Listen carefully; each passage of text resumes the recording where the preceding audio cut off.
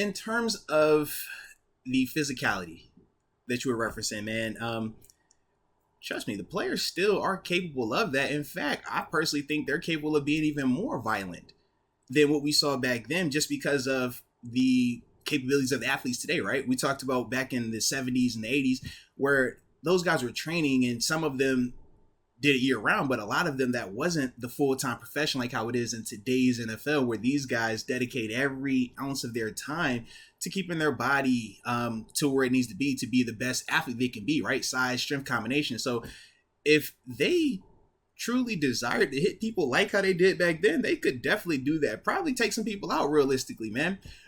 But through time, experience, and wisdom, we've learned that, hey, man, that's not the best for, number one, the short term for players' success, right, and having careers, but then also the long-term effects, some of the long-term damage ramifications.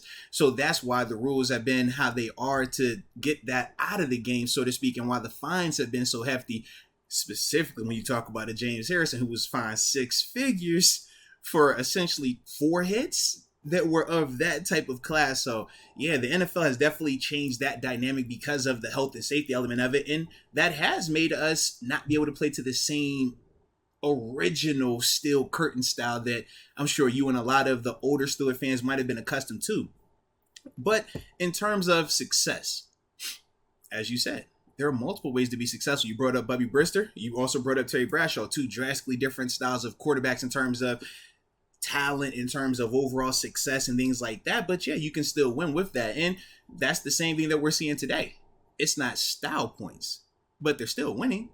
They're still very much competitive, still very much in the conversation. As you said, the division, right? The best team in the division has 7 wins. We're sitting at 4. So even our quote unquote most awful, god awful doomsday situation that a lot of people have essentially looked at this year as, we are still 3 games behind winning our division, and we played the team that's in the lead in our division. I believe still Baltimore. We played them 2 times, and we still got Cleveland as well. So we could still turn around and win a division on top of that. So when we're thinking of what you're breaking down here and what you're speaking on, you're still witnessing it. It's just not glamorous. It's not the style points. It's not going to be as sexy, quote unquote, but it's still productive. And that's the thing that we've been seeing. That's the thing that we've been talking with this offense, even with Kenny Pickett, George Pickens, the different versions of running backs, the defensive players that have stepped up and stuff like that. So we're getting those very same things. A different display of how it's being presented, but it's still very much there. And that's the part where we just have to understand that element of it. It's not always going to look glamorous, but we still are doing all those things that you're crying, or not crying about, but that you're hungry for and that you're crying out for. We are still getting those. It's just not it's not the way that we're accustomed to it from these previous, 10 to 15 years, especially when we had 7 here and stuff like that. But we getting it though, man. And we're going to be just fine. That's the beauty as well, man. I think we're getting there. I mean, just that's what I'm saying. 3 weeks ago after that Saints game, what was I yelling about? Steeler football. We're back. Because we did see a more physical version of ourselves. And I feel like we are in this second half starting to weed out or starting to see who the dogs are in the team. I think we have pretty much. I don't think there's anyone you could point out and say like, yeah, this guy's soft. I think we got all those dudes. You're not seeing a lot of dudes turn down contact. Now, it's the difference between a guy missing a tackle or a guy not executing to the best of his ability versus a guy turning down contact, not being physical. We have a very physical team. We don't execute the best all the time. And that's, like I said, a different conversation. That's the difference between skill versus being a hard worker. No different when you heard the Coach Tomlin analogy. Was it stumping on grapes versus making wine? Working at the shipyard versus being an architect, or a bricklayer versus an architect. One is a very, very hard worker, but it's not necessarily to the same level of skill as this architect is. Both are still important. You need both, but it's just different in terms of what you're asking from them. But we're very much getting the physical part of it, and now we're also seeing the skill start to come along as well.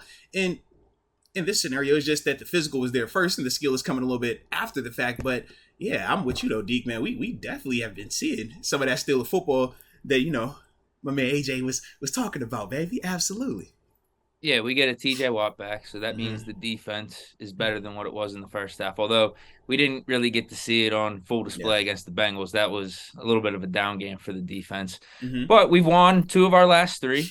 We're running the ball better. I think we are actually we're running the ball a lot top better. 5 in the league over these better. last 3 games in our rushing yards.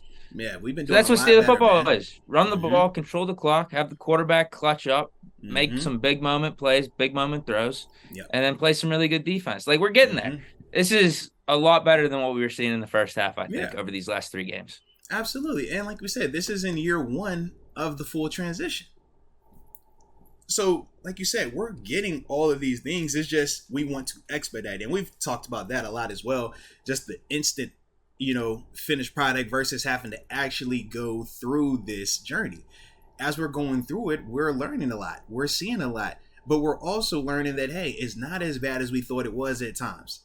In some cases, it's not as good as we thought it was either. But we can definitely feel a lot better today where we're sitting at versus how people were feeling after week 3.